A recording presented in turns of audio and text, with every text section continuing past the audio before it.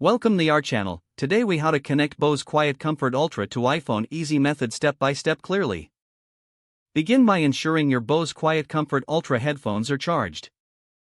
Turn on your Bose headphones by pressing the power button. You'll hear a voice prompt indicating that the headphones are on.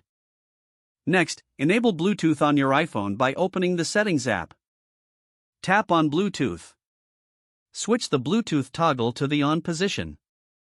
Make sure your headphones are in pairing mode by pressing and holding the Bluetooth button on your Bose headphones. You'll hear a voice prompt saying, "Ready to pair."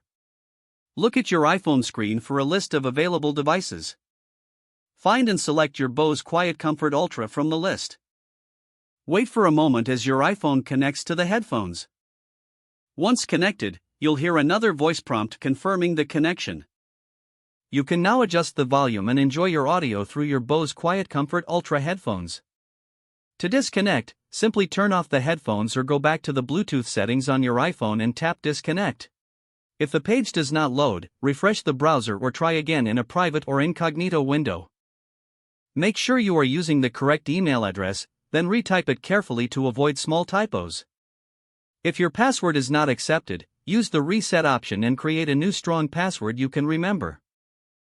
Check your spam folder for verification or security emails, then complete any requested confirmation steps. Enable two-factor authentication if available to improve account security and reduce unauthorized access risk. After signing in, review your profile details so your contact information and settings are accurate and current. If you see an error message, note it down and try again after restarting your device and internet connection.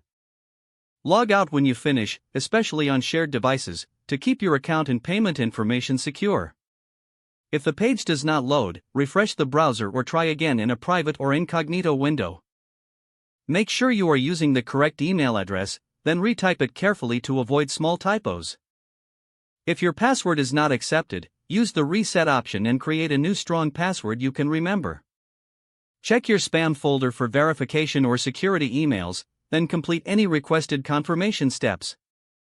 Enable two-factor authentication if available to improve account security and reduce unauthorized access risk. After signing in, review your profile details so your contact information and settings are accurate and current. If you see an error message, note it down and try again after restarting your device and internet connection. Don't forget to like this video and subscribe to our channel for more step-by-step tech guides.